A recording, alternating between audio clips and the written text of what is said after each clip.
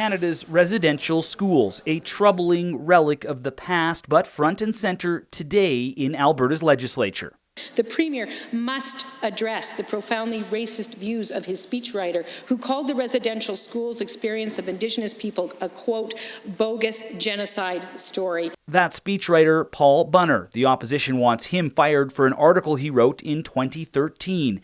In it, Bunner defends residential schools, arguing that the concept of cultural genocide could create violent insurgencies, calling settlements with survivors perverse financial incentives, and doubting that trauma caused by residential schools is passed on, saying it defies human experience. Alberta's Premier says he disagrees with the article but is standing by its author. I imagine that somebody who was a journalist for 40 years will have written things that that I disagree with, that I and others may find offensive. Keeping that speechwriter a problem, according to the former national chief of the Assembly of First Nations, who's personally targeted in the article.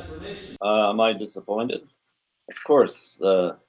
I think anyone that believes in fairness and justice for all people will be extremely disappointed.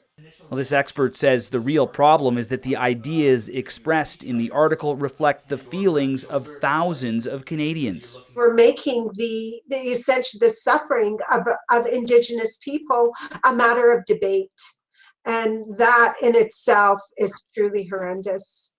Canada's last residential school closed little more than 2 decades ago, a fresh wound yet to heal, torn open again by the words of a speechwriter and those that stand with him. Aaron Collins, CBC News, Calgary.